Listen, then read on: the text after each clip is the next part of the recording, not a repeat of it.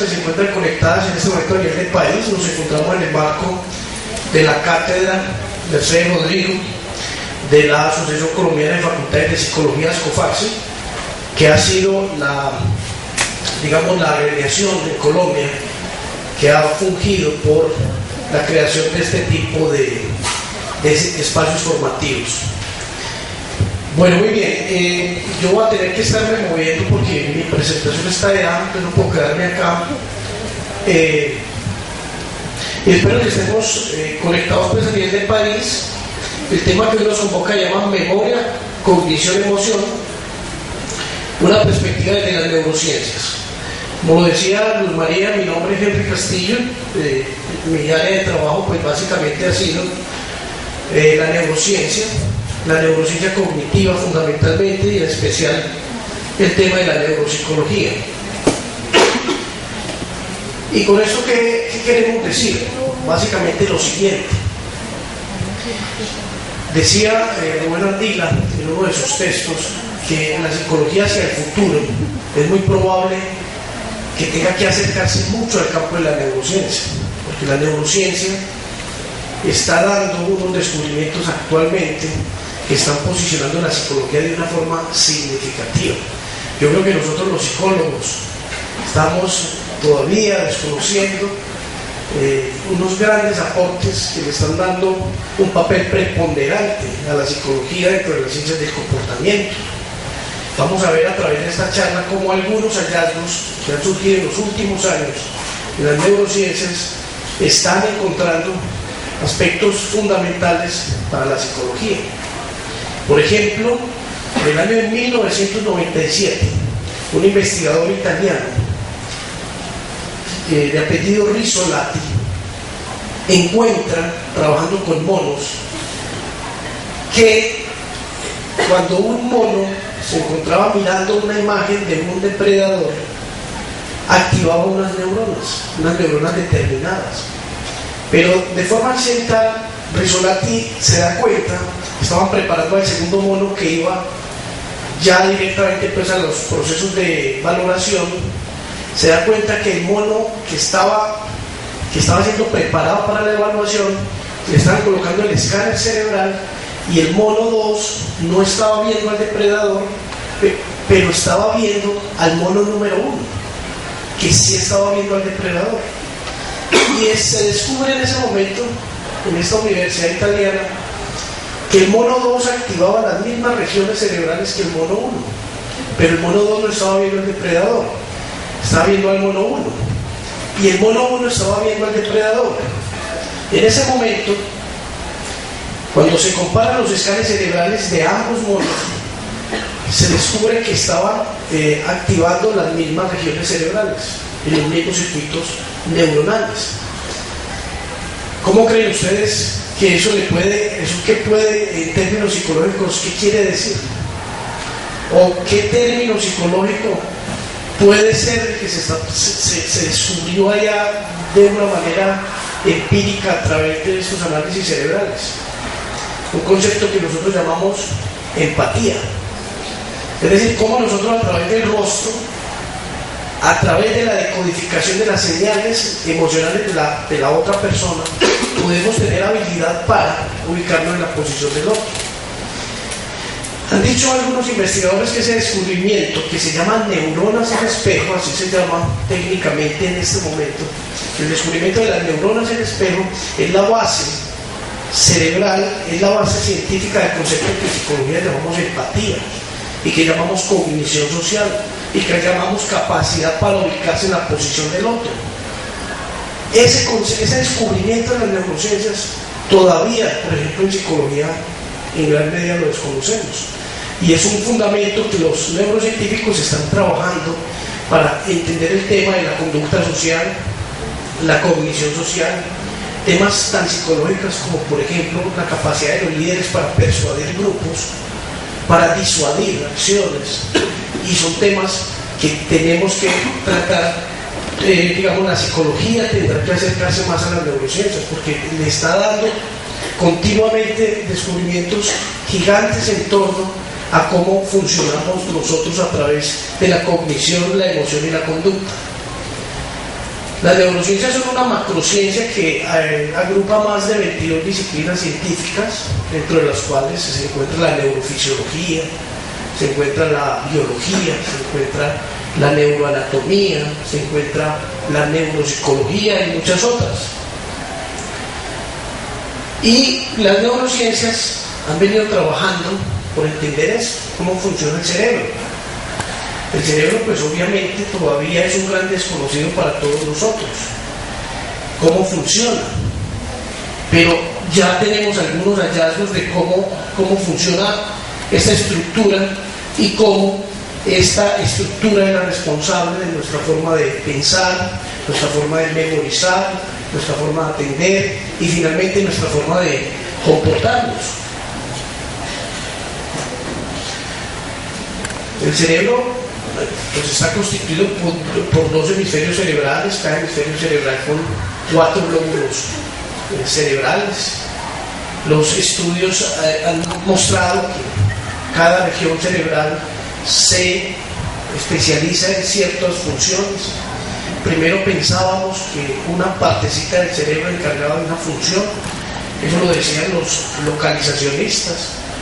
Otros pensaban que no, que todo el cerebro en masa era el responsable de todo el proceso. Eso se llamaban los holistas.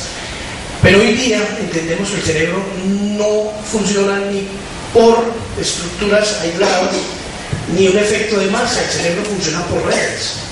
Y una red cerebral, una red neural, que se puede encargar de una conducta, por ejemplo, como una conducta de condicionamiento clásico, una respuesta condicionada, puede involucrar alrededor de 12.000 neuronas. Hay en este momento neurocientíficos trazando las líneas que explican una conducta como una conducta de reflejo condicionado.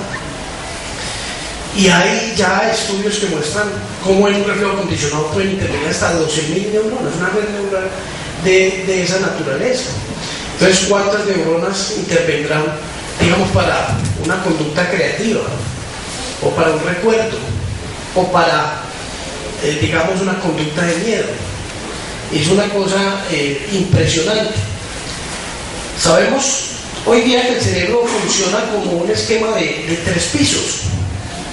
Un primer piso que lo llamamos el tallo cerebral, es el filogenéticamente más antiguo, es decir, el primero que aparece, y allí se encuentran las funciones vitales. En el tallo están todos nuestros marcadores de pulso, temperatura, nuestro marcador cardíaco, es decir, todo lo que funciona a nivel, digamos, de signos vitales se encuentra estructurado a nivel del tallo cerebral. Allí se encuentra la vida como, digamos, como existencia, en el sentido de que nos permanece estar activos y tener, digamos, los signos vitales actualizados. Por eso una lesión en el tallo cerebral causaría la muerte de una persona. Cuando, digamos, a una persona se le descubre un tumor en el tallo cerebral, es muy poco lo que se puede hacer, porque esas redes neurales que se encuentran ahí, en una cirugía, cualquier acción que se corte mal cortado, pues causaría, digamos, el daño sobre un circuito vital.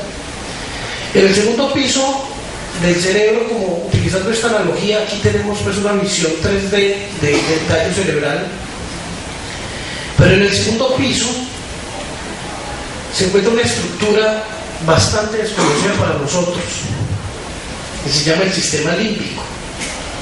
El sistema límbico está encargado de las conductas emocionales que son también antiguas genéticamente. Siempre nos hemos preguntado, y para eso utilizo yo una frase de cajón, ¿sí?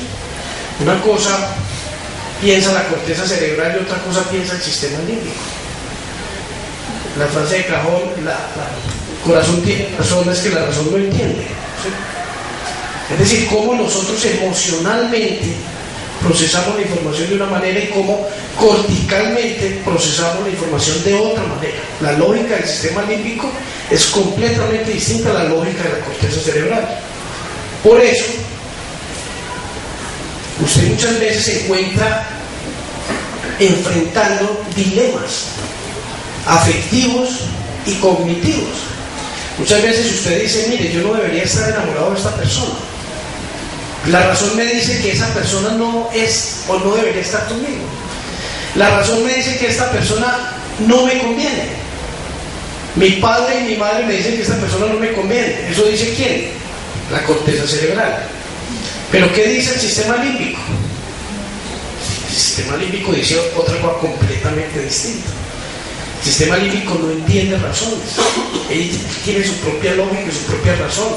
Él procesa la información distinta. Las emociones humanas no responden a la lógica aristotélica y a las razones. El paciente que tiene una fobia digamos específica a una cucaracha, el terapeuta le puede decir, miren, no le tema a la cucaracha, que la cucaracha pesa menos de 1 gramo, no tiene dientes, no tiene veneno, no muerde, y usted puede perfectamente sacar del paso a la cucaracha. Pero ¿qué piensa el fóbico? El fóbico le dice, mire, eso yo lo sé, ¿sí? Pero igual yo le temo a la cucaracha, o el mismo que le teme a las inyecciones, o el que le teme a las alturas. La lógica al fóbico no le funciona, porque a pesar de que le demos los argumentos lógicos, el fóbico sigue teniendo el miedo. Y es porque el sistema límbico es el punto de encuentro entre la neurología y la psicología. Y los psicólogos han venido aprendiendo con el tiempo, hemos venido aprendiendo que no siempre la lógica puede cambiar la conducta, y que hay cosas del orden afectivo o emocional que no responden a esquemas de lógica. Ese es nuestro sistema límbico, es el encargado del procesamiento de nuestras emociones, y ese sistema límbico es el que nos tiene en este viaje evolutivo aquí hoy como especie. La especie humana sobrevivió gracias a este sistema límbico, y es el que nos tiene a nosotros, digamos, como una especie dominante. Y obviamente aparece un tercer piso. Ya dijimos, el primero se llama ¿cómo? Tallo cerebral, se encarga de la vida. El segundo piso, sistema límbico. Ahí están todas nuestras emociones. Es el que nos atormenta por la noche, es el que nos hace ser felices, es el que cuando estamos enamorados nos lleva del cielo al infierno en un segundo. Una llamada nos puede sacar del infierno al cielo y viceversa. Y el tercer piso de nuestro cerebro es la corteza cerebral. La corteza cerebral, que es el invento más avanzado conocido en la naturaleza, de las especies conocidas, cuenta con alrededor de 100.000 millones de neuronas y con una potencialidad sináptica calculada en 10 a la 9, es decir, 10 más 9 ceros, que hay que reflejarla así porque ya esos números no le caben a uno en la cabeza. Y de esa potencialidad sináptica, es decir, de la posibilidad de conectar todas esas neuronas, nosotros no alcanzamos a desarrollar un 10 o un 15%. Y nuestro cerebro está activo, pero la posibilidad de conectar las redes neuronales realmente es muy escaso lo que logramos. Si nosotros lográramos hacerlo mejor, pues seríamos mucho más potentes a nivel intelectual y cognitivo. Pero poco alcanzamos. ¿Por qué? Por muchas razones. Tal vez sea nuestra educación, tal vez sea la forma como nos estimulamos. Hay una teoría en inteligencia que dice que los seres humanos inteligentes buscan ambientes inteligentes para estimular la inteligencia de base. Los seres humanos no tan inteligentes no buscan ambientes tan enriquecidos, por lo cual tienen menos posibilidad de estimular la inteligencia de base. Entonces, dos seres humanos que llegan a aprender un televisor, uno puede llegar a aprenderlo y elegir un canal que tenga un programa científico, y va a empezar a buscar ambientes enriquecidos para estimular esas redes neuronales. Pero puede llegar otro y prende el mismo televisor y puede buscar un programa no muy enriquecido a nivel cognitivo, como por ejemplo ¿qué? puede ser una telenovela, un partido de fútbol, yo qué sé, pero bueno, es decir, las redes neurales que nosotros tenemos, la potencialidad nuestra, que es de 10 a la 9, es más que el número de planetas conocidos en el universo, y nosotros no alcanzamos a desarrollar sino un pequeño porcentaje de las redes neurales. Porque cuando nosotros aprendemos algo, nuestro cerebro cambió en algo. Cuando usted aprendió el segundo idioma, aprendió algo. Su cerebro cambió la arquitectura, se reconectó en redes neurales nuevas. Cuando usted aprende una conducta, también su cerebro se está reconectando todo el tiempo. Por eso dice la importancia de la estimulación temprana en los niños, los 6-7 primeros años, porque ese cerebro se encuentra completamente plástico, es decir, es un cerebro completamente absorbente, forman esas neuronas, esas redes neuronales con mucha facilidad. De ahí viene el concepto de los periodos críticos del desarrollo, o sea, momentos de alta sensibilidad donde el cerebro se reconecta con mucha facilidad. Por eso el cerebro de un recién nacido demora 1 año para empezar a hablar. Nosotros ya que tenemos cierta edad ya nos cuesta mucho el desarrollo de una segunda lengua, ya no es lo mismo. ¿Cuántos órganos sensoriales tiene un ser humano? A ustedes les dicen cuántos sentidos tienen. ¿Y usted qué responde? No, que yo tengo 5 sentidos. ¿Sí? Hay algunos que dicen, no, tengo hasta 6, yo tengo un 6º sentido. ¿Sí? Han escuchado esa frase por ahí de su mamá que dice, yo tengo un 6º sentido. Y lo más interesante es que su mamá tiene razón. ¿Sí? Ya nosotros no hablamos de 5 sentidos, ni de 6, ni de 7. Se calcula en neurociencia que hay más de 10 órganos sensoriales. Y se están investigando otros. Es decir, si alguien le dice a usted que usted tiene un 5º, un 6º, diga sí, también un 7º, un 8º. Y hoy día estamos estudiando si el ser humano puede tener algún tipo de sentido relacionada con el campo magnético de la Tierra, o si el ser humano a través del olfato puede su conducta cambiar a través de las feromonas, como los mamíferos lo hacen. Pareciera que sí, ¿sí? La indicación parece que sí, las investigaciones parecen indicar que hay olores que nosotros no somos conscientes de percibirlos, pero que afectan nuestra conducta. Por eso las mujeres que viven juntas, que conviven juntas mucho tiempo, sincronizan sus ciclos menstruales. Por eso en las investigaciones, cuando un hombre entra a un baño, a un orinal, trata de hacerse lo más lejos del otro.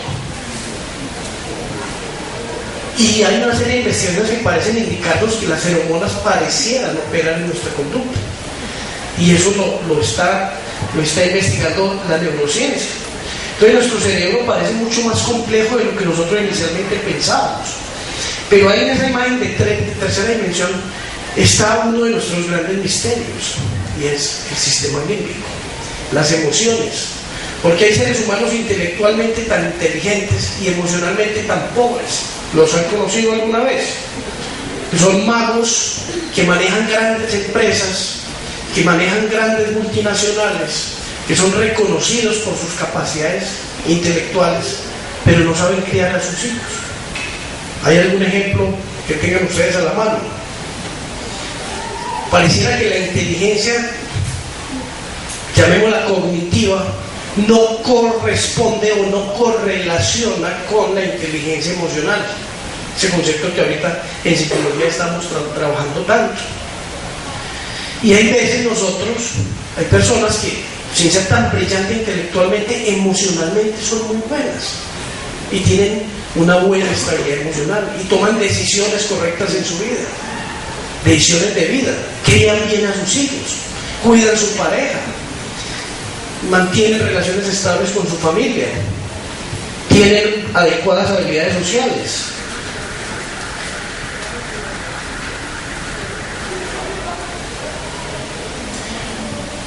¿Y cómo somos nosotros en nuestro cerebro? Nosotros, yo les digo, si en nuestro cerebro somos así, ¿sí? ¿Cómo se llama esa figura? el homúnculo, ¿sí? En mi doctorado tenía un compañero que se parecía a ese muñequito, que se llamaba Pedro y le decíamos Pedrúnculo. Por ahí me ha dicho que no. Una vez lo vi yo en Barranquilla y me dijo, no me vuelvas a decir así, que ya estamos en Colombia, ¿no? Entonces, así somos, es decir, nuestro cerebro, esa es la forma como nuestro cerebro le asigna corteza cerebral a cada parte de nuestro cuerpo. Esa es nuestra representación somatotópica, cerebralmente hablando.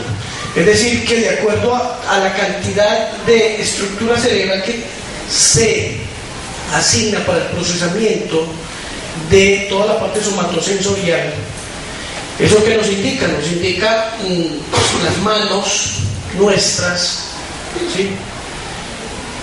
Tienen mucha correspondencia de materia, de corteza cerebral. Y obviamente desde que el ser humano se paró en dos piedras, se volvió bípedo, liberó la función de las manos y empezó a trabajar con las manos y a construir herramientas y a hacer una cantidad de cosas. Pero también, ¿qué otra parte se destaca del homúnculo? La boca, los labios. Había un compañero que me decía, mire, yo no estoy de acuerdo con la teoría del homúnculo. Y le decía yo, ¿por qué? Me decía, no, mire, los órganos sexuales masculinos están muy poco representados. Yo no sé ustedes qué piensen, ¿sí? Pero esa es la representación cortical que se ha encontrado de cómo estamos representados dentro de la estructura cerebral somatosensorial. Hablemos un poquitico de la memoria. Alguna vez estaba dándole una charla a algunos profesores y el profesor me dice, no, pero ¿por qué nos va a hablar de la memoria si la memoria no es necesaria para el aprendizaje? ¿Sí? Yo le decía, es decir, no puede confundir el concepto de aprendizaje memorístico, pero la memoria es sustancial y fundamental para el aprendizaje. Y les cuento una historia. En el año 2000, un neurocientífico que se llama Eric Kandel, yo lo he escuchado de las dos formas, se gana el premio Nobel de Medicina y Fisiología. Eric Kandel, trabajando con aplicias, descubrió algo que es fundamental para la psicología. Nosotros obviamente pocos conocemos quién es Kandel, ¿sí?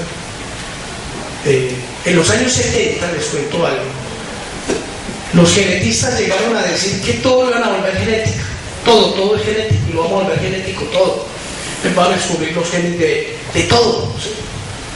Y empezaron los genes absolutamente a cartografiar todo, ¿sí? En los años 90, que ya empezaron a develar el genoma humano, hubo quienes dijeron, cuando develemos el genoma humano se acaba la psicología, porque vamos a demostrar que todo está codificado en los genes y vamos a acabar con todas esas ciencias blandas que hay por ahí. Eso en los años 90, y empezaron a decodificar todo el tema del genoma. ¿Y qué ha pasado después de que han decodificado ya el genoma? Que la psicología no se ha acabado, ¿no? ¿Y por qué será? ¿Por qué creen ustedes? Porque han empezado a descubrir muchas cosas que la genética no se nos explica, ¿sí? Y han empezado a entender algo que Eric Kandel descubrió. Eric Kandel es un judío que emigró a Estados Unidos luego de los problemas de la Segunda Guerra Mundial y la persecución de los nazis. Se establece en la Universidad de Nueva York, donde hace sus estudios, y después se establece en la Universidad de Columbia. Kandel descubrió algo que es fundamental para la psicología. Hay que levantarle un reconocimiento a Kandel. Kandel, trabajando con neuronas, descubrió cómo si yo estimulo repetidamente una neurona, se producen procesos de sensibilización de esta neurona. Es decir, voy a colocar un ejemplo muy grueso, pero que nos sirva, digamos, didácticamente.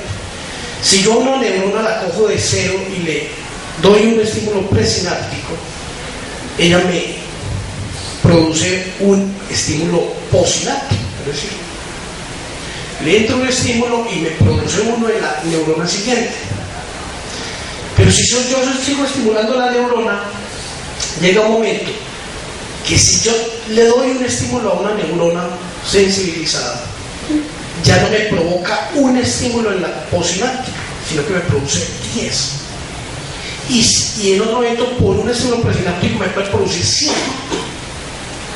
Es decir, que esa neurona, algo le pasa a la neurona posináptica que empieza a responder mucho más de lo que respondía al comienzo. Y él también eso le llamó LTP, es decir, Long Term Potential, potenciación de largo plazo, una forma de memoria, ¿sí? Y él descubrió también que la neurona puede incluso pasarle lo contrario, es decir, que se deprima, es decir, que le pueden entrar 10 corrientazos, 10 despolarizaciones, y a la posináptica solamente responda de 10 apenas con un estímulo posináptico. A ese fenómeno él lo llamó LTD, Long Term Depression, o depresión de la neurona a largo plazo, porque eso, la neurona quedaba mucho tiempo o potenciada o deprimida. Entonces Kandel empieza, y sigue trabajando sobre eso, y empieza a buscar molecularmente qué era lo que pasaba, ¿sí? Y él empieza a encontrar las primeras bases de la memoria en la neurona, y él empieza a estudiar qué ocurre en la neurona posináptica.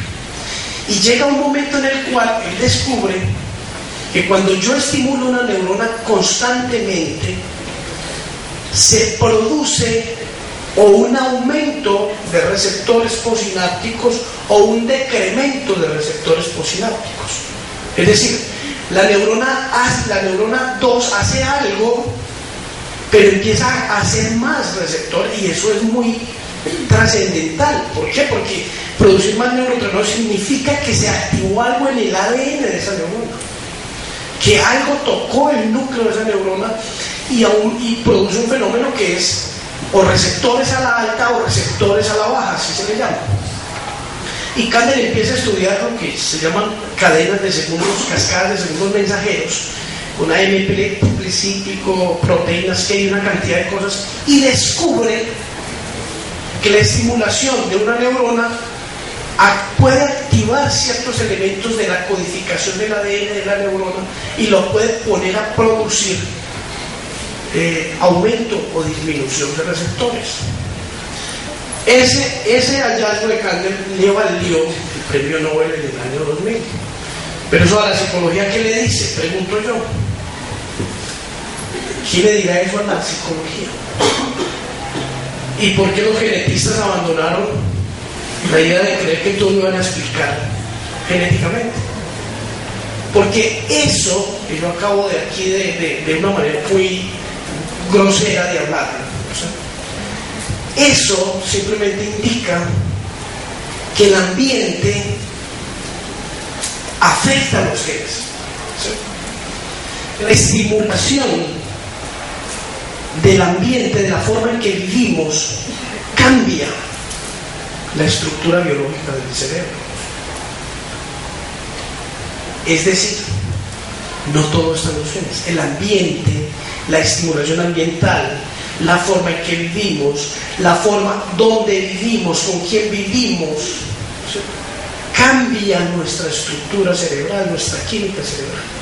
Es decir, que la psicología ahora está más vigente que antes. Ahora ya podemos explicar cómo se produce una depresión, porque pierdo a mi pareja. Mire, estoy yendo de lo molecular a lo molar, ya estoy yendo a un concepto, pero finalmente ese pequeño descubrimiento me dice, la neurona se sensibiliza o la neurona se deprime, la neurona produce receptores a la alta o produce o causa receptores a la baja. La estimulación del medio ambiente puede activar o desactivar ciertos genes para que se expresen o no se expresen, eso se llama expresión génica. Y el ambiente es fundamental en el entendimiento de la conducta, de los estados de ánimo. Y hoy día se ha venido desarrollando una línea que me parece espectacular, que se llama la psiconeuroinmunología. Hoy ya estamos entendiendo por qué la gente se enferma, porque la gente, incluso la relación de cáncer y estrés, porque hay personas que activan más, se les activa más los genes que codifican para un cáncer que otros, cuando tienen la misma carga genética de cáncer. Porque si yo estoy sometido a altos niveles de estrés, me empieza a pasar de todo. Los psicólogos organizacionales lo están estudiando muy bien, ¿sí?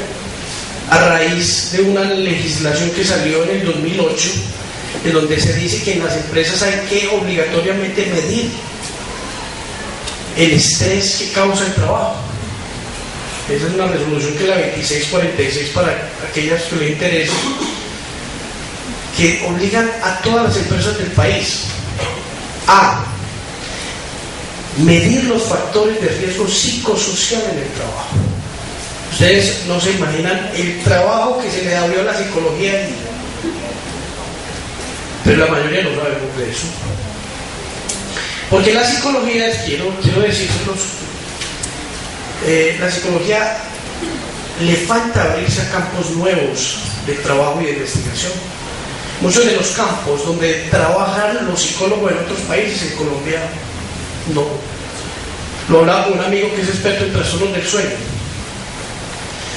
Me decía, mire, en Estados Unidos los que trabajan con trastornos del sueño son los psicólogos, y aquí son los neurólogos. Creo que como nosotros es decir, como no colonizamos campos de trabajo, entonces otras profesiones llegan y se hacen cargo de eso. Con esto de los factores de riesgo psicosocial, eso obviamente, porque los programas de salud ocupacional anteriormente se pensaban que eran médicos, es decir, está medicalizada la salud. Entonces el médico era un médico y hacía el programa de salud ocupacional en la empresa, y entonces le medían a la persona cómo estaba, cuánto pesaba, qué vacunas tenía, cómo estaba la frecuencia cardíaca, cómo estaba la presión arterial. Pero resulta que la OMS hace ya mucho tiempo definió la salud de una manera mucho más amplia, ¿sí? La salud como mucho más allá que la ausencia de enfermedad, y entender que la salud es también salud mental, es decir, no solamente salud física, sino también implica el componente mental, emocional y cognitivo de una persona. Y eso lo retoma después la OIT, y la OIT le dice a las empresas, ojo, a las empresas, la salud no es un concepto exclusivamente médico. La salud es un concepto mucho más amplio, en donde la parte mental tiene que estar. Y hoy día en las empresas hay que medir la salud mental de los trabajadores, y se les tiene que medir el estrés, porque el estrés, la investigación ha mostrado que es la causa de muchas enfermedades físicas, psicológicas y psicosomáticas. Es decir, los trastornos del sueño, trastornos de la alimentación, problemas cardiovasculares y todo lo que se deriva del estrés, se está viendo que es bastante fuerte, y todo eso lo que hay que ver es el estrés, o sea, cómo donde yo trabajo, donde yo vivo, puede operar con un factor protector, un factor de riesgo para mi propia salud. Como el tipo de jefe que yo tenga, si yo tengo un jefe con un nivel de liderazgo positivo, eso me puede servir a mí mucho como en mi parte protectiva, o un jefe persecutorio puede ser un factor de riesgo para que a mí me empiecen a pasar una serie de cosas. Entonces, la relación del ambiente con la biología es clave en el entendimiento en este momento del valor que la psicología empieza a operar para la naturaleza humana. y la psicología como transformadora de la condición humana. Entonces, Rizzolatti en el 97, cuando descubre las neuronas en espejo y nos da el fundamento a lo que hoy llamamos y Pregman llama teoría de la mente, y a lo que llamamos o hemos llamado empatía, o hemos llamado identificación, o hemos llamado, explica una cantidad de procesos psicológicos. Y ahora Eric Kandel llega y nos dice: mire, es que el asunto es que a estas neuronas las afecta el ambiente y cambia su estructura de expresión genética a partir de esto y lo demás allá. Es una cosa que la psicología tiene que capitalizar, porque hoy día entendemos que la relación del ambiente con la genética es mucho más compleja de lo que pensábamos, y que no todo está en los genes, que los genes se activan o no se desactivan a partir de la estimulación del ambiente. En este orden de ideas, pues tenemos el tema de la memoria. La memoria, ustedes bien saben, si lo han estudiado bastante, empezó a ser estudiada por Lashley. Ustedes recuerdan a Lashley al comienzo del siglo pasado, cuando Lashley tomaba ratas y les enseñaba unos laberintos y después empezaba a quitarles partecitas del cerebro a ver dónde estaba la memoria. Lashley murió sin descubrir dónde estaba la memoria, y en sus escritos él decía: mire, de donde yo quite pedacitos de corteza cerebral hay pérdida de memoria, y él no logró encontrarla. ¿Por qué? Porque obviamente él no entendía que el cerebro funcionaba en redes, y Lashley pues tuvo esa dificultad. Hoy día pues es bien aceptado que la memoria tiene 3 pasos fundamentales, que son la codificación, el almacenamiento y la recuperación. Hoy también sabemos que la memoria humana es supremamente imprecisa. La memoria humana es supremamente constructiva. En una investigación hecha en Norteamérica se le mostraba a las personas una figura donde un blanco estaba atracando a un negro en el metro de Nueva York. Pero resulta que cuando le preguntaban a las personas qué había visto en la imagen, decía que había un negro con un cuchillo atracando a un blanco en la estación del metro. Es decir, en la memoria de esas personas, el cuchillo pasa de la mano del blanco y se la ponen a la mano del negro. Desde eso sabemos que la memoria humana es completamente imprecisa. Incluso sabemos hoy día que los recuerdos se pueden instalar. Yo puedo instalarle a un niño un recuerdo. Si yo a un niño le digo: tu papá te ha tocado las partes nobles, si el niño se lo imagina 3 veces, después de 3 veces él instala el recuerdo, y no sabemos si fue real o fue que por imaginarlo instaló el recuerdo. Por eso es muy complicado los que trabajan psicología forense. Los psicólogos forenses se están poniendo de moda, ¿o no? Claro, y con las series de televisión, CSI y todo eso, ya todos, en esos días estaba con unos chicos que van a ingresar a psicología. ¿Tú qué quieres ser? Psicólogo forense, ¿sí? Ustedes cuando entraron a la universidad querían ser psicólogos clínicos.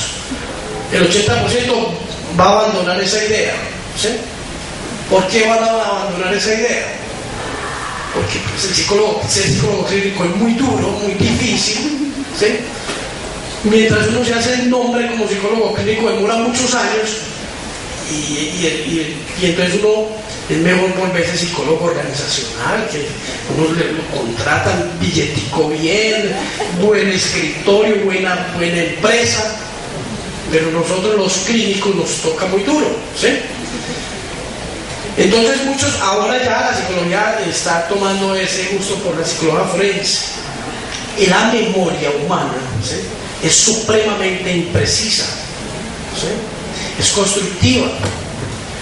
Yo le doy una recomendación: no crean en su memoria, porque la memoria usted almacena no lo que realmente sucede, sino lo que usted interpretó que sucedió. El cerebro humano puede construir cualquier escenario mental, cualquier recuerdo lo puede construir. Por eso cuando hay personas que le dicen a uno: mire, yo vi un fantasma, primero que usted debe hacer es, primero, créale a la persona. Esa persona vio un fantasma. ¿Sí? Segundo, ver el fantasma no garantiza que el fantasma exista. Seguro. Porque si usted no ve con los ojos, ni oye con los oídos, usted ve con el cerebro y escucha con el cerebro y hace el amor con el cerebro. Usted ve sin los ojos. Entonces va a decir, pero no, se enloqueció el ponente, ¿sí? Claro, usted puede ver sin los ojos. Cuando usted sueña, ¿soñó o no? Cuando usted sueña está viendo sin los ojos, está viendo con el cerebro. Si yo le doy una droga alucinógena, usted empieza a ver y alucinar sin los ojos. El que ve es el cerebro. Y el cerebro tiene una característica. El cerebro todo el tiempo tiene que estar recibiendo información. El cerebro es informívoro, es decir, él come información. Él necesita estar alimentándose de estimulación. Cuando al cerebro le deja de entrar información, él mismo la empieza a crear. Cuando el cerebro, usted se acostó anoche y a los 90 minutos su cerebro pasó de un estado no more, de un estado, una fase 3 o 4 del sueño no more o no REM, a una fase more. Empieza un movimiento ocular rápido y empieza el contenido onírico, empieza la imagen, porque si el cerebro no le llegan cosas de afuera, él mismo empieza a crearlas. Y eso desde los años 70 se investigó y se descubrió cómo funcionaba. Entonces una persona se va y se aísla en una caverna, y más o menos a las 48 horas el cerebro empieza a crear imágenes. Si la estimulación externa, a las 48 horas va a empezar el cerebro a crear sus propias imágenes. Por eso muchas personas que se aíslan terminan siendo iluminadas. Es decir, empiezan a sentir que hay voces que les hablan y dioses que les dicen cosas, y si una persona dice que fue iluminada, créale, porque esa fue su experiencia, ¿sí? Pero una cosa, en la realidad humana, una cosa es la realidad externa y otra es la realidad cerebral interna de cada persona. Entonces, en el cerebro, cuando hablemos de la realidad, tenemos que diferenciarlo, lo que realmente ocurre, a lo que realmente percibe el cerebro. Entonces la memoria es exactamente eso, un fenómeno construido por el cerebro. Usted no va a recordar lo que quiere recordar, o lo que realmente objetivamente pasó, sino que usted va a recordar cómo su cerebro lo procesó. Por ejemplo, nuestro cerebro no ve en 3 dimensiones. Corrijo, nuestros ojos no ven en 3 dimensiones. Nuestra retina solamente ve el ancho y el alto. Eso es lo que le llega al cerebro. Pero usted dice, no, ¿cómo así? Yo percibo la profundidad. ¿Usted ve en 3D? Pregunto. Claro. Pero no es porque el ojo le permita ver en 3D. Es porque el cerebro crea, a través de algo que llaman las claves monoculares y binoculares, la experiencia de la tercera dimensión. Por eso en una película usted, haciendo ciertos elementos, pueden engañar al cerebro para ver en 3D, porque el cerebro crea la tercera dimensión, aunque los ojos no se la puedan permitir.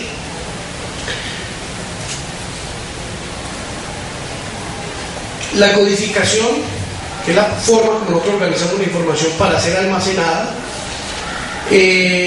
ustedes saben que nosotros registramos la información de una manera particular. A partir de esa forma como la codificamos, pues se va a almacenar.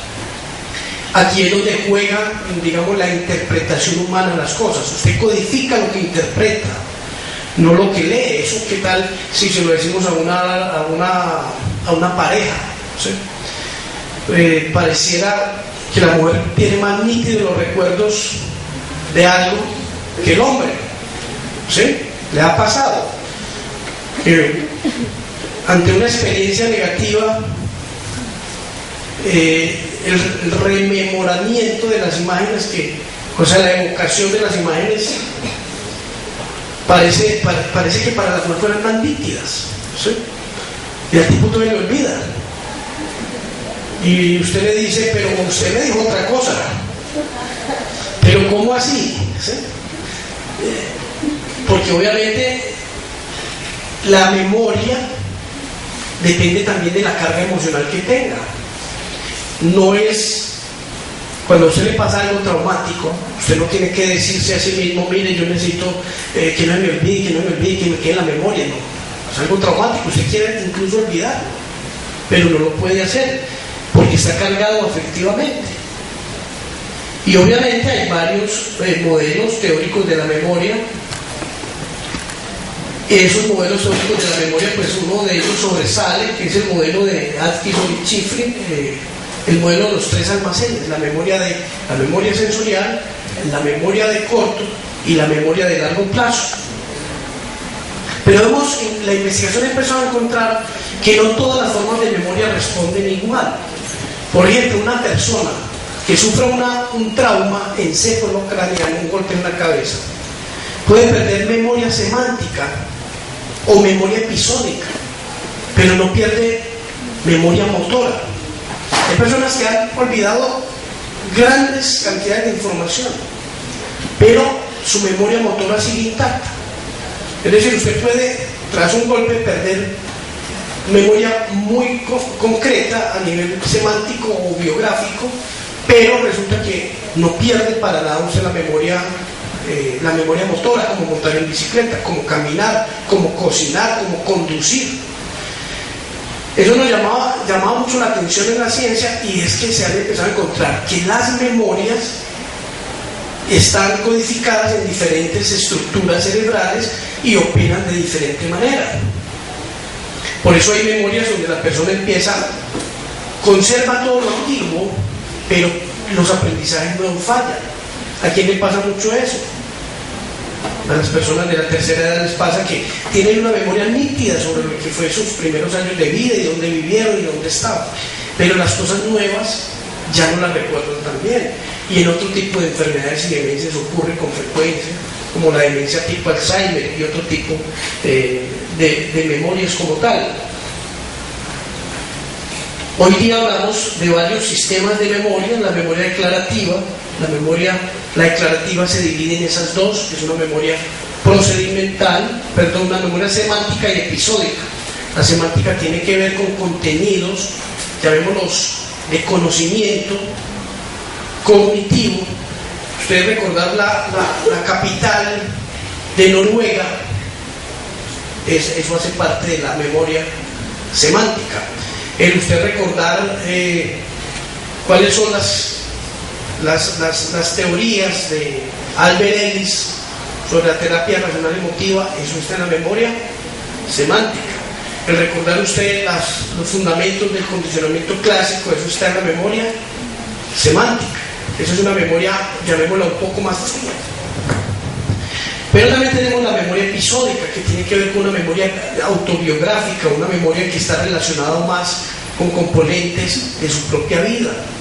Esa memoria suele ser más cargada emocionalmente, porque claro, usted ahí tiene compromiso afectivo, y esa memoria episódica está más marcada en su vida. Entonces la memoria declarativa la dividimos en memoria semántica y memoria episódica. Y hay otra memoria que se llama memoria procedural, procedimental, o también se llama memoria implícita, que es una memoria que no requiere de procesos conscientes de información, diferente a lo que ocurre con la memoria semántica. Esta memoria procedural parece estar codificada en otras regiones distintas, y es lo que hace que si se pierda algo de la memoria declarativa o semántica, no necesariamente comprometa la otra memoria, que es la memoria procedural o memoria implícita.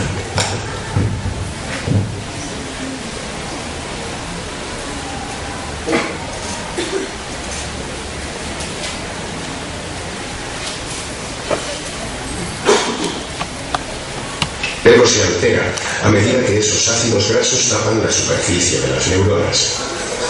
Los ácidos grasos solo atacan partes del cerebro, las que controlan el habla, el humor y la memoria.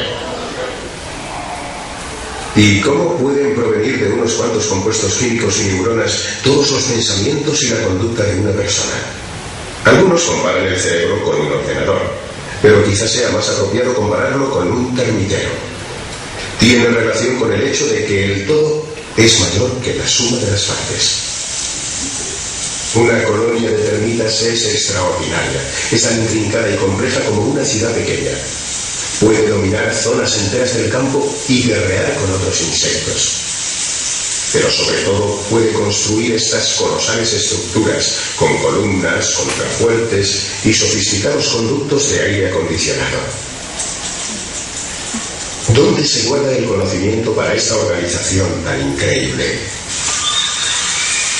No en una termita obrera individual. Son extraordinariamente tontas, con un cerebro del tamaño de una cabeza de alfiler. Ni tampoco en la enorme y trémula reina productora de huevos. Su cerebro es aún menor que el de las obreras.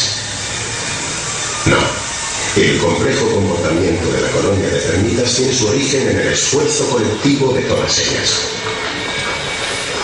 Aquí, un grupo de termitas obreras está construyendo un muro nuevo.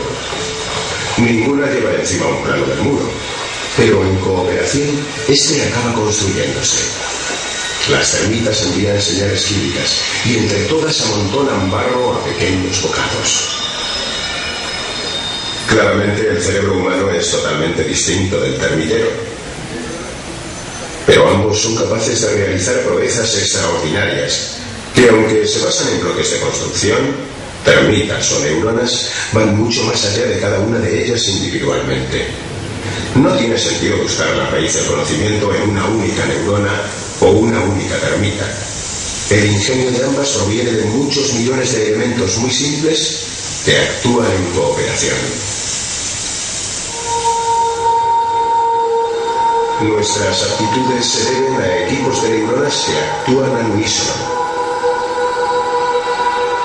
Cada equipo, situado en una región concreta del cerebro, asume una responsabilidad distinta. Desde nuestras aptitudes humanas más avanzadas, como el lenguaje y la memoria, hasta las más básicas, como el movimiento.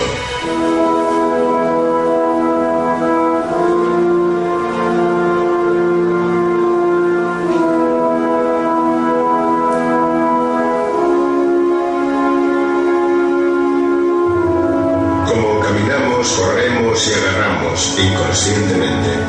No pensamos en cómo es posible una precisión tan asombrosa. Para ver cuánto esfuerzo se exige del cerebro, miremos lo que sucede cuando nos sumergimos en un entorno totalmente nuevo.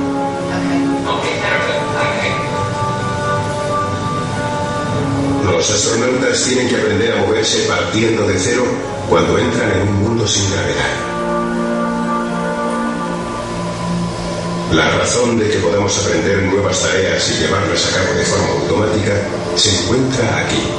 Es una parte del encéfalo llamada cerebelo o pequeño cerebro, porque sobresale en la base del cerebro propiamente dicho. Aquí se almacenan los movimientos que aprendemos todos por la práctica, ya sea montar en bicicleta, tocar el piano o incluso reparar un satélite. Los astronautas están en la bodega de carga de la lanzadera, pero no están en el espacio. Esto es lo más parecido al espacio que pueden conseguir en la Tierra, una piscina gigante, tan grande que cabrían en ella 4 lanzaderas espaciales. Aquí los astronautas pueden ensayar sus tareas una y otra vez, hasta que puedan moverse automáticamente sin pensar. Yeah, it is finicky about being directly perpendicular to the rail when it goes on. So try to wiggle it back and forth from starboard to port and also from forward to aft. Okay. I think if you do this on orbit, you'd be very successful about getting this right back into latches exactly where it needs to be for entry. So just keep right along the same path there. Todas estas horas de entrenamiento en el tanque son vitales. Hay mucho en juego, porque en el espacio el peligro es muy real. En un verdadero paseo espacial, los astronautas no tendrán un buceador que les rescate. Las tareas en órbita son muy complejas y no sabemos si las cosas van a ser fáciles o difíciles. Si hay arriba va a ser imposible. Así que nos entrenamos sin parar para enfrentarnos a emergencias si algo sale mal. Y nunca sabemos cómo van a salir las cosas. Estamos ensayando. Marsha Irons es una de esas astronautas. Ella sí que ha visto mundo. Ha participado en 4 misiones de la lanzadera y completado 683 órbitas alrededor de la Tierra. Cuesta un poco aprender a funcionar en ausencia de gravedad. Estamos acostumbrados a andar para ir de un sitio a otro. Y allí no andas, flotas o vuelas. Cuando quiero ir desde aquí al otro lado de la habitación o de la cabina, me impulso con las manos o los pies. Si me impulso demasiado, choco con la pared. Si no me impulso en la dirección adecuada, me desvío. Y si no me impulso con la fuerza suficiente, no llego. Cuesta un poco acostumbrarse. Una vez que hemos practicado lo bastante una técnica, el cerebelo se hace cargo de ella automáticamente. Se activa un pensamiento y entonces el cerebelo se encarga del trabajo enviando instrucciones al resto del cuerpo. Esto sucede sin que ni siquiera nos demos cuenta. De hecho, la parte inconsciente del cerebro a menudo es más hábil que la consciente.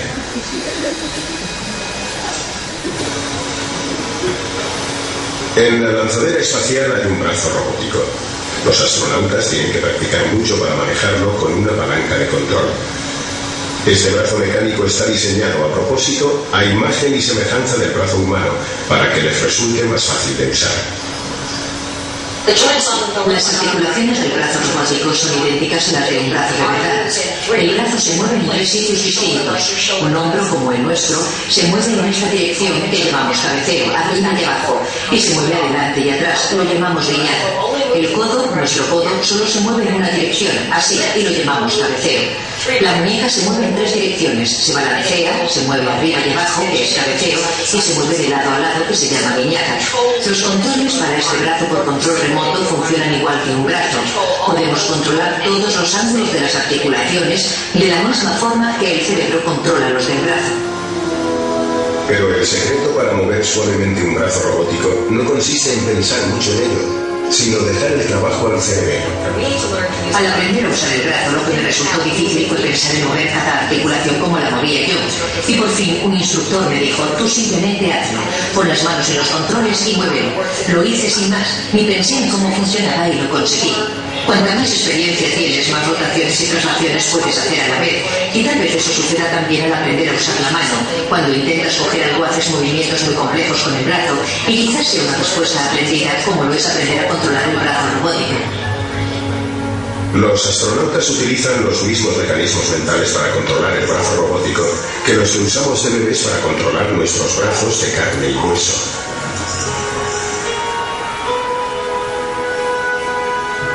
La gente tiene una capacidad fantástica para convertir casi cualquier herramienta en una extensión de sus cuerpos.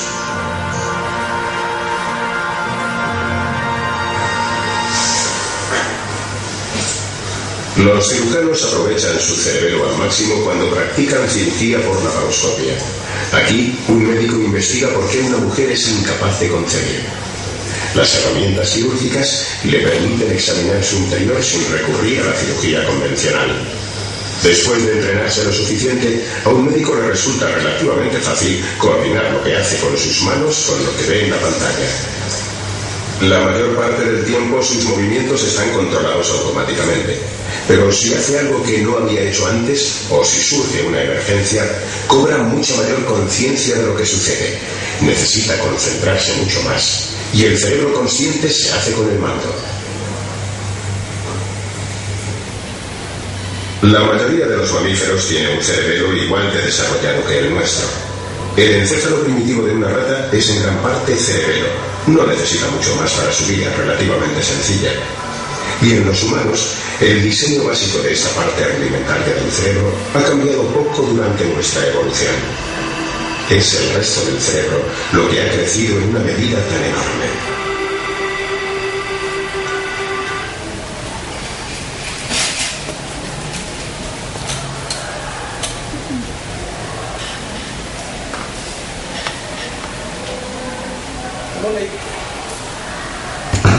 ¿Cómo le llamamos a esa memoria? dentro de la clasificación. Recuerden, hablamos de una memoria explícita, o una memoria que incluye tanto lo semántico como lo episódico o biográfico, y una memoria que llamamos implícita, procedural o procedimental. La memoria motora que estábamos viendo allí es una memoria que está codificada más por estructuras de núcleos de la base del cerebro con el cerebelo, y por tanto no requiere un proceso de trabajo consciente. Muchas de la memoria que utilizan los deportistas tiene que ver con esa memoria del cerebelo. Un deportista, por ejemplo, un corredor de salto de garrocha, tiene que ir todo el tiempo precisando los movimientos que le van a permitir hacer el salto con éxito. Eso se va codificando de una manera no consciente. Para ese deportista es muy difícil explicitar cómo lo hace.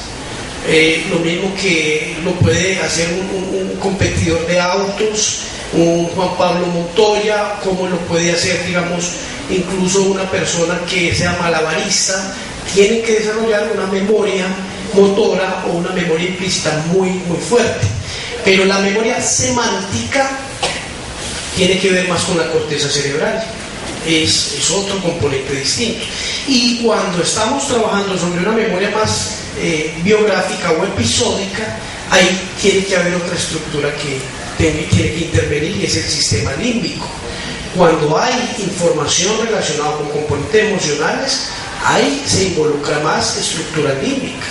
Si yo estoy, por ejemplo, cosas negativas que me pasaron, pues hay una implicación de la amígdala, uno de los centros fundamentales por donde entra la información amenazante al cerebro. Todo lo que sea información amenazante al cerebro va a entrar por ese núcleo amigdaloide, o amígdala, o núcleo amigdalino. Cuando una persona desarrolla un ataque de pánico, es una entrada fortísima por la amígdala. ¿Y qué pasa? Que en el cerebro también, en la parte límbica, hay otras estructuras relacionadas con el placer. Por ejemplo, la ínsula. Hoy día el conocimiento de las neurociencias la estamos utilizando en campos, por ejemplo, como la publicidad, el marketing. En algunos experimentos de neuromarketing se ha encontrado, por ejemplo, esto se realizó y se tomaron dos autos. A unas personas se le presentó un auto rojo tipo Ferrari y se le preguntó a un grupo de hombres cuánto creía que ese carro desarrollaba en velocidad.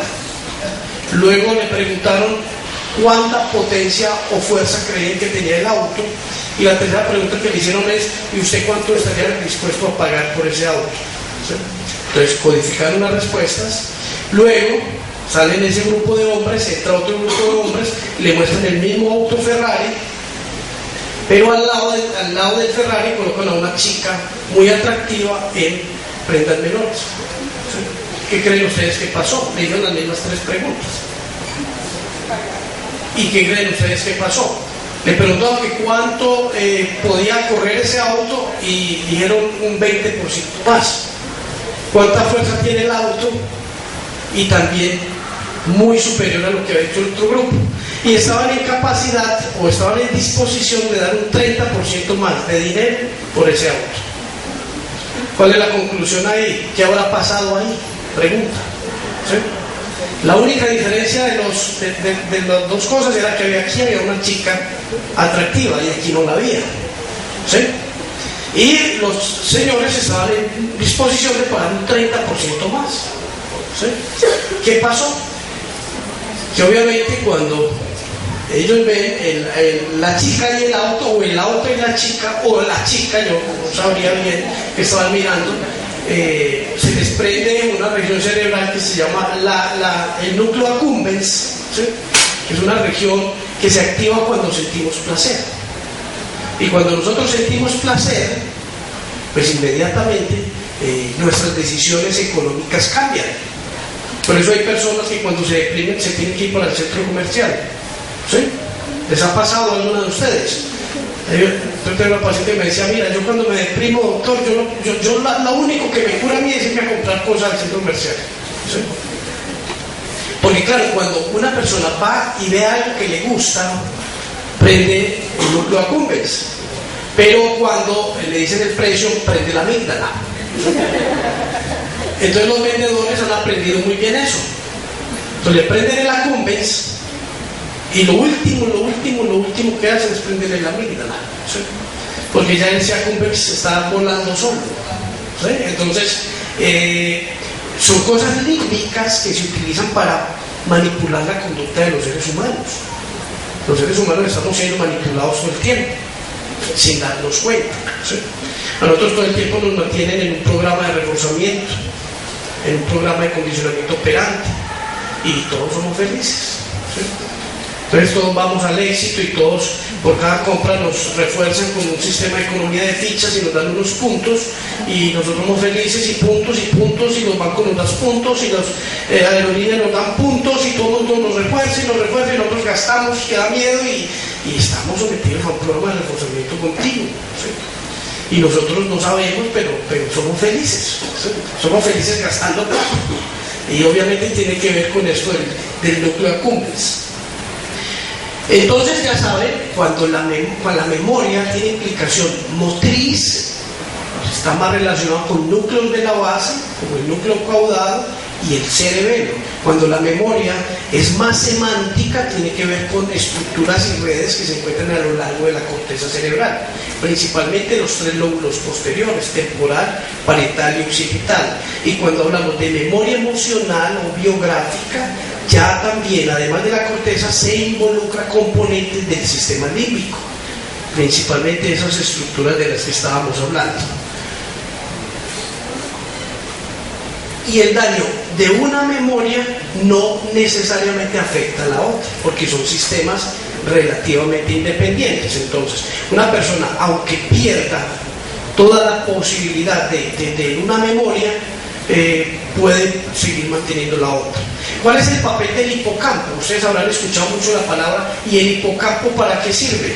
Claro, el hipocampo es fundamental en la consolidación de nuevos recuerdos, no en los antiguos, porque el hipocampo funciona como una antena repetidora. Entonces cuando llega una información, el hipocampo se prende y empieza a mandarle a la misma parte de la corteza cerebral que procesó la información, a enviarle la señal repetidamente hasta que genera un cambio permanente en la estructura molecular de esa red neuronal. Pero cuando ya el recuerdo está instalado, el hipocampo deja de funcionar. Entonces, ¿qué pasaría a una persona que se le dañe el hipocampo? Que suele suceder en algún tipo de accidente cerebrovascular. ¿Qué le pasaría? ¿Se le afectaría la memoria antigua? Pregunta. No, porque esa ya está instalada. ¿Se le afectaría o se le alteraría la capacidad para adquirir nuevos recuerdos? Sí, claro, porque como el hipocampo o el parahipocampo no están operando bien, entonces no se da esa función de antena repetidora y por tanto no se instalan los nuevos recuerdos. Hay personas ya, digamos, incluso bien referenciadas, que eran personas muy exitosas, incluso personas con profesiones muy complejas, y son personas que lo que hacen hoy lo olvidan, todo lo nuevo lo olvidan, pero recuerdan muy bien las cosas antiguas. Eso tiene que ver con el efecto del hipocampo del que estábamos hablando. Bueno, en este sentido, la memoria se ha seguido trabajando, pero hay una memoria que yo quiero que ustedes la estudien bien, porque en neuropsicología nos está, digamos, explicando muchos problemas, y es la memoria operativa. La memoria operativa, llamada working memory o memoria de trabajo, ¿sí? es la memoria, digamos, más significativa en el sentido de que es una memoria que depende más del lóbulo frontal. Mire, las otras memorias tienen otros componentes, pero la memoria operativa es clave en el entendimiento del sistema de procesamiento de información humana, porque la memoria operativa es lo que allí aparece, es esa memoria que nosotros utilizamos para representar información mientras operamos sobre esa información. Lo voy a tratar de explicar de una manera más sencilla y más didáctica, ¿sí? Ustedes saben lo que es la memoria RAM de un computador, ¿sí? Esa sería el equivalente a la memoria operativa humana, guardando obviamente todas las diferencias. ¿Qué pasa cuando un computador tiene una RAM muy pequeña? Que abre dos programas y se bloquea, a pesar de que tenga un disco duro muy largo. Pero si la RAM es pequeña, se va a bloquear muy fácilmente. Una de las debilidades del cerebro humano es la memoria operativa. La memoria operativa humana tiene la capacidad para operar con 7 unidades de información al tiempo. Si usted sobrecarga la memoria operativa se le altera. Si yo le colocara a usted una operación matemática, por ejemplo esa que vamos a ver acá, yo le digo que mentalmente usted multiplique 796 por 577. Hagan el ejercicio. Hagan el ejercicio. Espero que lo estén haciendo. Hagámoslo por 10 segundos. Trate de hacerlo por 10 segundos.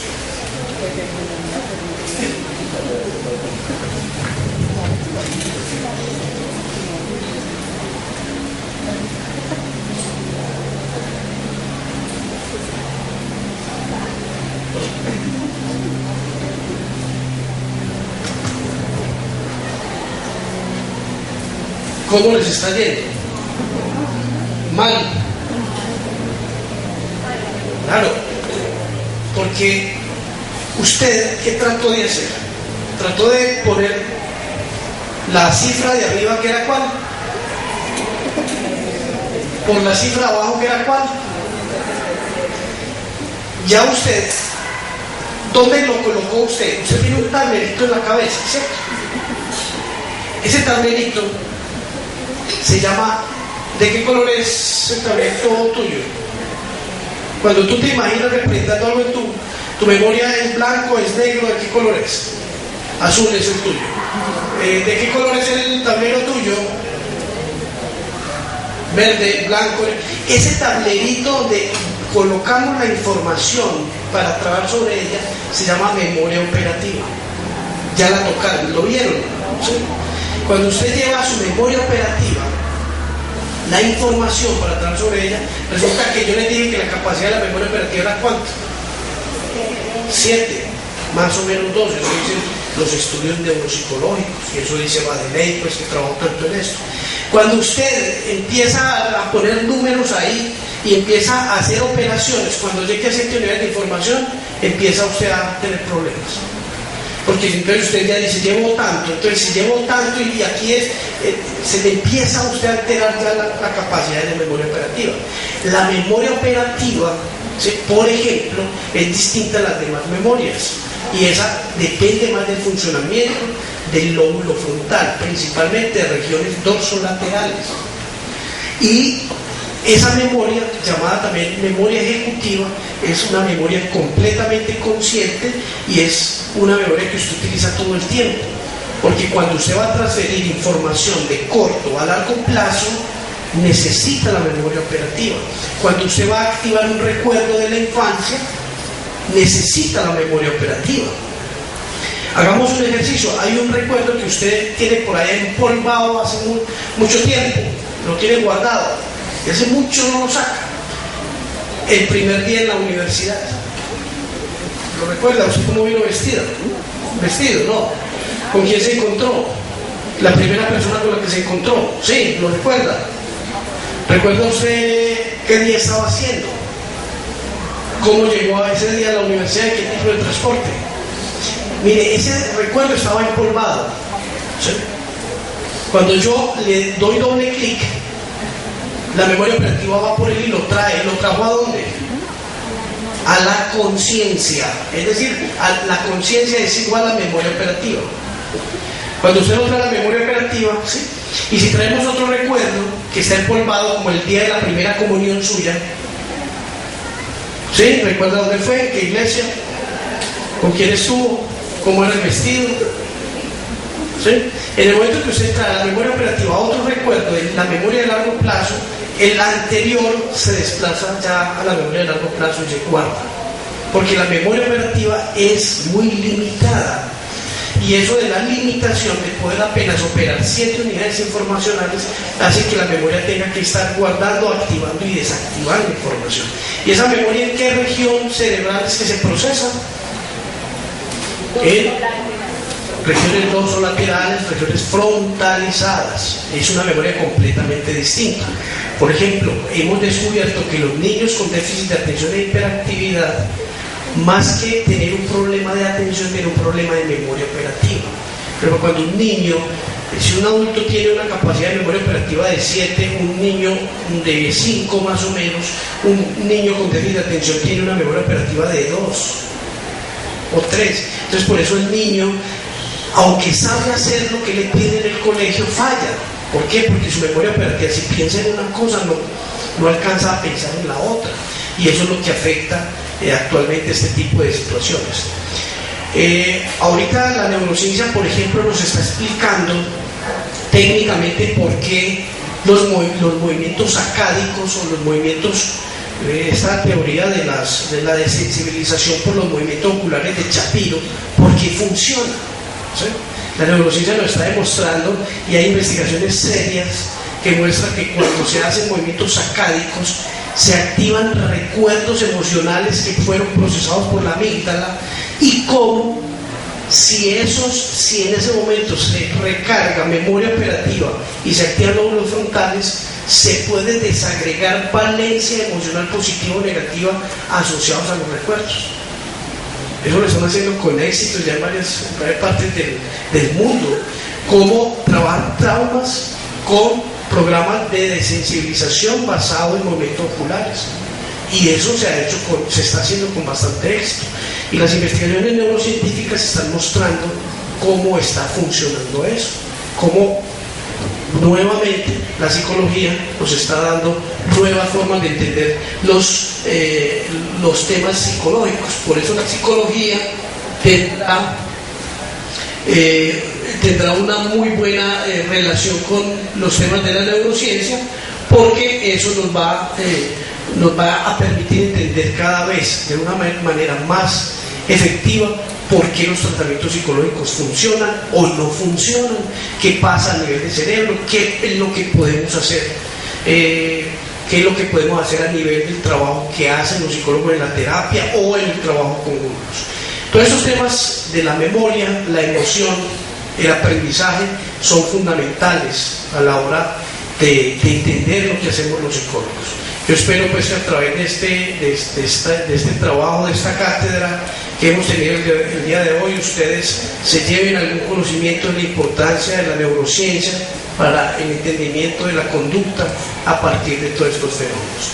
Vamos a dejar unos 15 minuticos para preguntas, las preguntas que tengan, y damos por cerrado esta primera etapa de la cátedra. ¿Qué preguntas tienen, compañeros? No sé si haya posibilidad de escuchar preguntas de los que están conectados.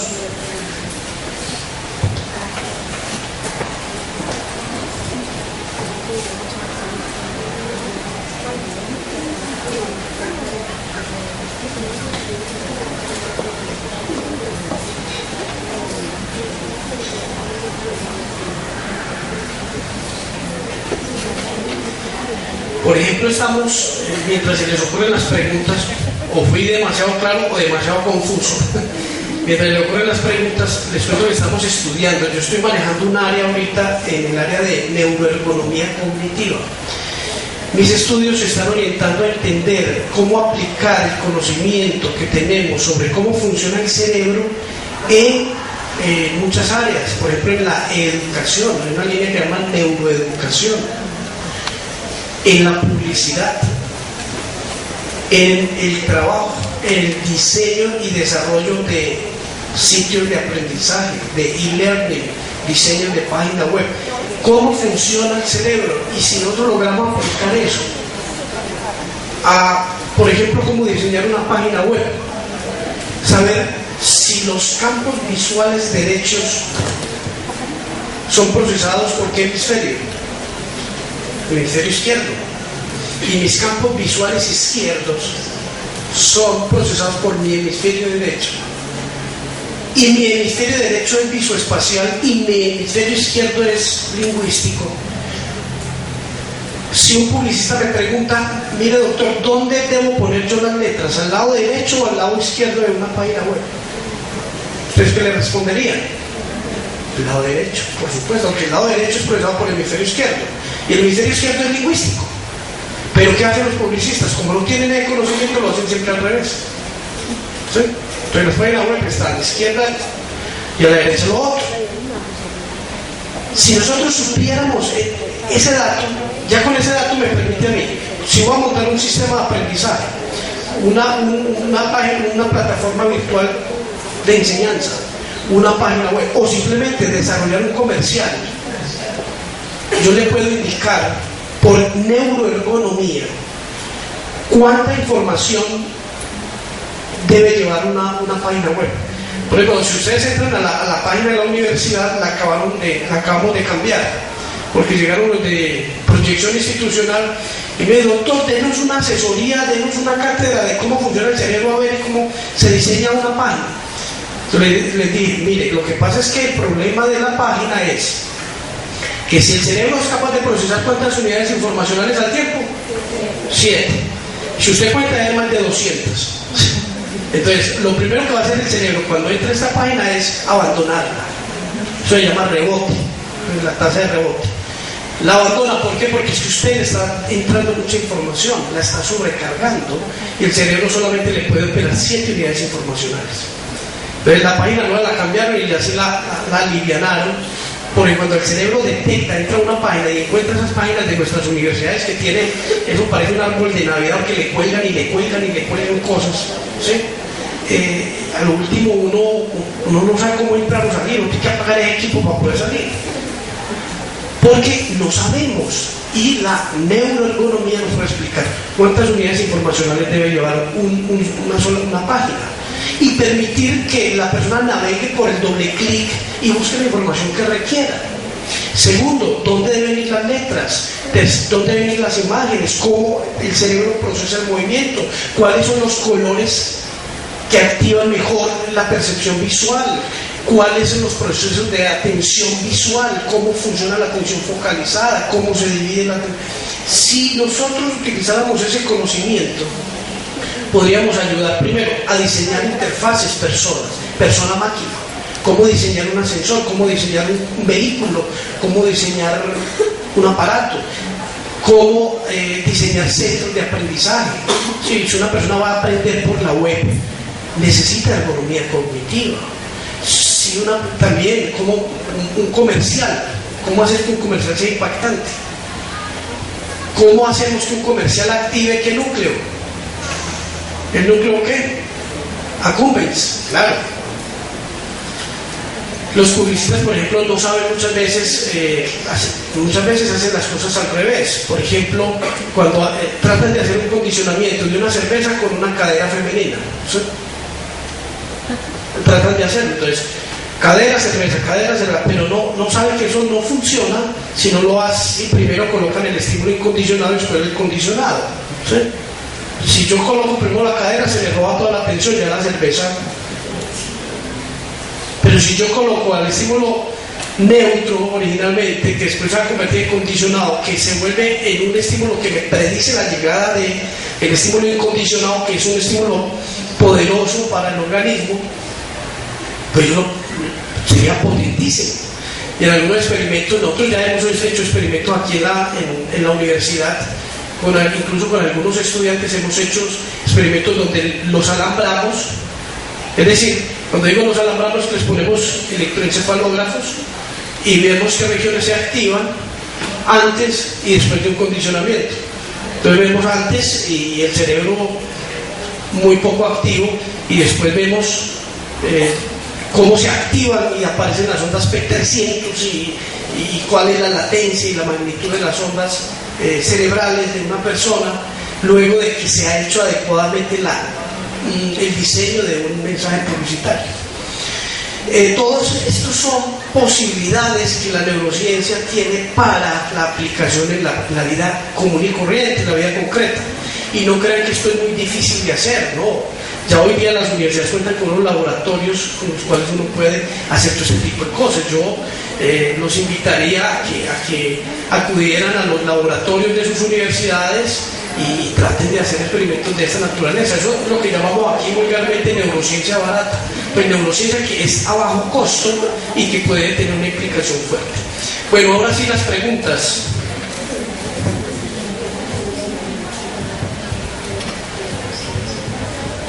Las preguntas, el espacio de preguntas también está abierto para las universidades conectadas.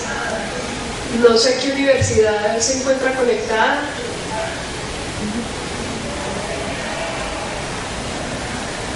Bueno, no sé de qué manera podrían participar. Ustedes, por favor, aprovechen este espacio. Nos quedan todavía unos 20 minutos y es muy bueno que expresen sus inquietudes, sus preguntas.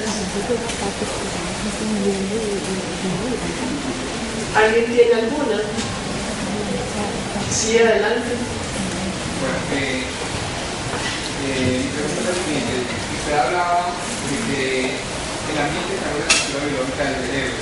Ese cambio sería una experiencia subjetiva del sujeto, una redundancia, se haría probablemente como en esa experiencia o se heredaría a otras generaciones. Bueno, muy bien. La pregunta es muy buena, ¿sí? Es un profesor mío que cuando uno decía que la pregunta era muy buena, porque la respuesta no era tan buena. ¿Sí? Mira, no. Este descubrimiento de Kandel es muy poderoso para la psicología y para las ciencias humanas y sociales, porque demostró que el ambiente puede hacer que un grupo de neuronas se transforme físicamente, produciendo la síntesis proteica para la creación de estructuras, en este caso son receptores, obviamente son en nanómetros, pues son muy pequeños, pero eso está demostrando que el cerebro se transforma a través de la estimulación. Esos cambios no se van a transmitir a otras generaciones, ¿sí? Es decir, no alcanza a volverse un cambio genético que pueda, digamos, transformarse hacia otras generaciones. Lo que sí te puedo decir, ¿sí?, y esto tiene una importancia capital, es, yo ahorita estoy detrás de una hipótesis de trabajo. Yo sostengo o tengo la creencia de que las nuevas generaciones fueron estimuladas de forma distinta a las generaciones anteriores. Estoy hablando cognitivamente hablando. Las generaciones atrás fueron estimuladas auditivamente, es decir, crecieron como yo llamo a través de TLT.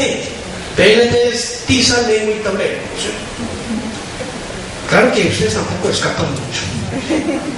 Sí, porque desafortunadamente la educación no ha logrado transformarse, ¿sí? Y ustedes fueron levantados en la escuela que vieron ustedes, TLT, ¿sí?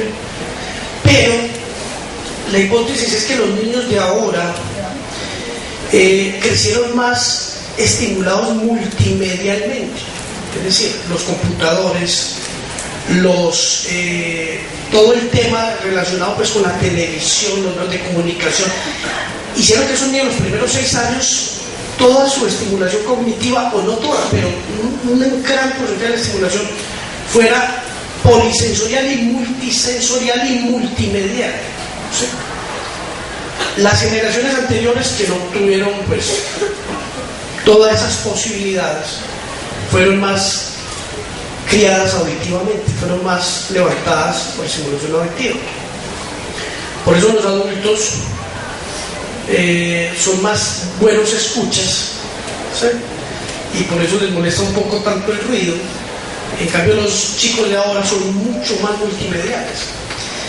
La hipótesis mía es que funcionalmente los cerebros de los nuevos chicos difieren de las anteriores generaciones. Por eso el chico de hoy, al ser multimedial, él aprende multimedialmente. Es decir, Entonces llega la profesora de religión a hablarle, a hacerle TNT. ¿Qué pasa con el chico? ¿Qué sucede con un chico que es un e-learning, es un aprendiz electrónico, y llega la profesora doña Rosa a darle TNT? El pelado se desmotiva, el pelado se duerme, se vuelve inatento, lo rotulan de hiperactivo, le dicen que tiene déficit de atención. A mi consideración, los sistemas en Latinoamérica, aunque esto lo discutía yo en Buenos Aires con unos rectores de colegios de Buenos Aires, en Latinoamérica la educación sigue siendo medieval, es decir, la educación sigue siendo atrasada y todas seguimos con TNT, y entonces estos pelados son aprendices electrónicos. Entonces, cada vez más los sistemas educativos en nuestra región latinoamericana están dejando de ser legítimos instituciones educadoras, porque los pelados avanzaron a una velocidad y los sistemas educativos se quedaron en otro tiempo. Entonces ahorita hay una discrepancia fuerte entre la forma como el pelado procesa la información cerebralmente y la educación que recibe. Entonces el pelado, ¿cómo funciona una célula? Un pelado, una profesora puede demorar un mes mostrándole cómo funciona. El pelado en YouTube lo ve en 20 minutos y ve cómo sí, listo. ¿Cómo no se va a desmotivar un pelado que procesa multimedialmente en paralelo cuando le están dando una educación serial, es decir, paso a paso y por un solo canal? Entonces este planteamiento, porque es todavía especulativo, es hipotético, pero esto lo tengo que demostrar, ¿sí? Y voy a tomar y voy a hacer muestras, valoraciones de procesamiento de información en nuevas generaciones versus generaciones anteriores para ver si encuentro eso. Pero eso es mi hipótesis de trabajo, y eso va a ser fundamental, porque eso le va a decir a la educación: compañeros, o se actualizan, o estos pelados van a ir abandonando la escuela. Porque lo que está pasando en el medio social es que los chicos se desmotivan, se van, desertan escolarmente, y le metemos la culpa al pelado, porque decimos: es que ese pelado es un negativista desafiante, es que el pelado es un déficit de atención, es que el pelado es un disléxico. Por ejemplo, hoy día los profesores dicen: no, los pelados de hoy no leen y no escriben. Yo no estoy de acuerdo con eso. Yo creo que los pelados de ahora hoy leen mucho más que los de antes, pero leen páginas web, leen chat, escriben chat, leen, ¿sí?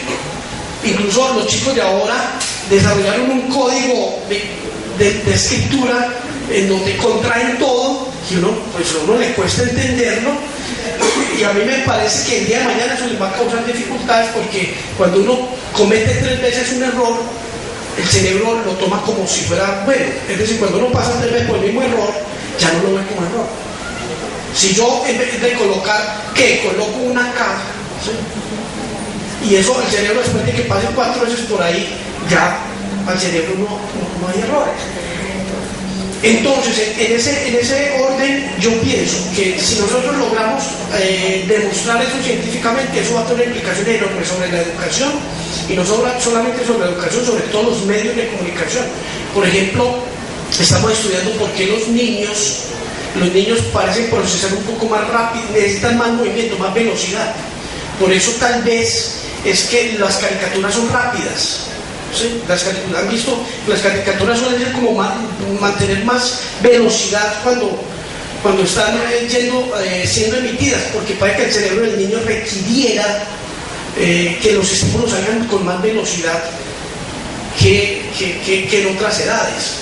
Hemos descubierto, por ejemplo, que con la edad se pierde la memoria, la atención focalizada se va deteriorando y la persona empieza a procesar más información irrelevante. Y todo este tipo de entendimientos nos están dando toda la claridad sobre cómo debemos diseñar estos estudios. Vamos a hacer una investigación con la Universidad de París 8 en Francia. Ellos hicieron una investigación sobre la utilización de tablets, de estas iPads, para estimulación de personas de la tercera edad. Entonces, todo eso lo llamamos neuroergonomía, y eso nos va a permitir entender a nosotros una aplicación gigante en diferentes campos.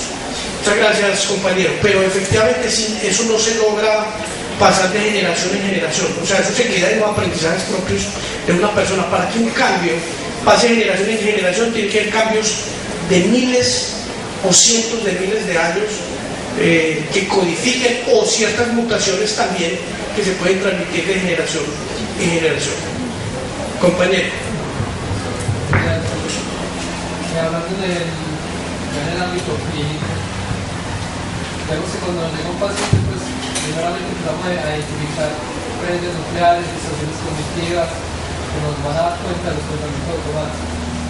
Entonces, cuando llega un paciente con depresión, entonces inmediatamente empezamos a detectar distorsiones cognitivas, que es lo que mantiene que el estado de ánimo depresivo.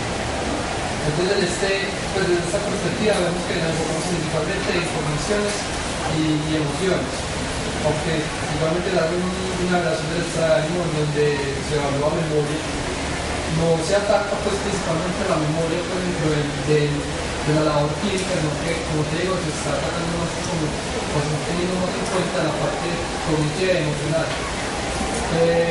Después de llegar a la parte de la memoria, como que hay evidencias también en esta labor clínica, o que pues, sí, cómo afectaría esto, como enfocarnos más desde la parte de memoria, al igual pues, que lo hacemos con la parte de la cognición y las emociones. Bueno, ¿ibas a anotar algo más? Mira, yo me he hecho esa pregunta varias veces. La psicología cognitiva, que es una psicología yo considero dominante pues, en muchas de las prácticas que se hacen desde la clínica hoy, yo hay veces siento o pienso que tal vez es decir, enseñarle a procesar racionalmente a un paciente puede no ser la salida, porque hay veces cuando el contenido es muy emocional,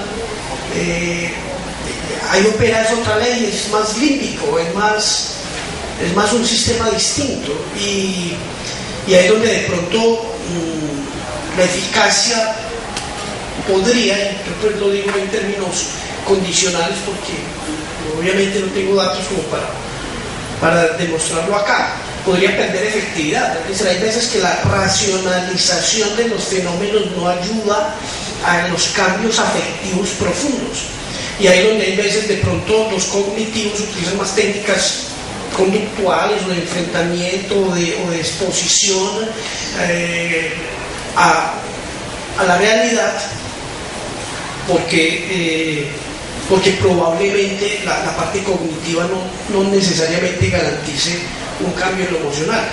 Y obviamente sobre eso se ha estudiado mucho desde los separatistas, los holistas y todos los temas de la asociación emoción-cognición. Eso es una discusión muy interesante. Las últimas teorías en neurociencia están atacando esa relación, y les recomiendo que lean a Antonio Damasio. Y Antonio Damasio tiene una teoría que es la teoría de los marcadores somáticos. Entonces Antonio Damasio plantea que las emociones en nuestra memoria se guardan de acuerdo a la activación somática que el cuerpo tenga en el momento en que codifica el recuerdo. Voy a hablar un poquito más sencillamente. Damasio ha hecho investigaciones muy serias y ha visto cómo, por ejemplo, cuando uno activa un recuerdo, cuando uno codifica un recuerdo, el recuerdo se codifica en un paquete. El recuerdo con lo emocional, las sensaciones somáticas y todo, y las imágenes y los sonidos, todo se empaqueta como en una sola unidad estructural.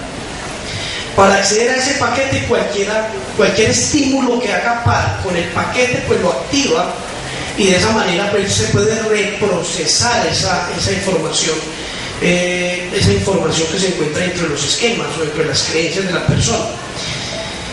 Hoy día se está trabajando desde esa perspectiva, es el cómo cambiar la valencia afectiva de un recuerdo, no el recuerdo.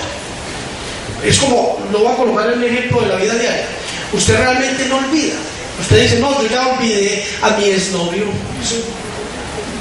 En términos de memoria es imposible, porque usted me está hablando de su exnovio. En memoria está su exnovio ahí. ¿Sí? Entonces, cuando usted dice yo olvidé, realmente no es que lo olvidó, sino que desagregó una valencia afectiva, un recuerdo que está. Entonces usted se acuerda de su exnovio o de su exnovia, pero lo que usted ¿qué hizo? Fue que ya lo que le causaba tanto dolor afectivo ya no lo causa. Es decir, lo que logra es desagregar esa valencia afectiva.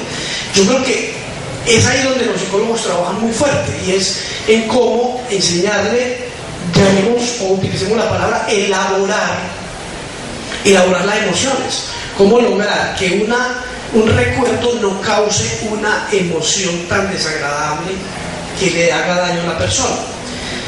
En eso les recomiendo que leamos a Antonio Damasio, que ha trabajado bastante fuerte sobre esta teoría de lo que es la teoría emocional de los marcadores somáticos, porque si la comprendemos bien, vamos a poder terapéuticamente hacer que a través de sensaciones somáticas se puedan desagregar valencias afectivas a los recuerdos. Es algo que apenas está empezando en la investigación. Bueno, compañeros, un abrazo a todos, espero verlos pronto. Muchas gracias por la atención y por afrontarme en esta hora y media.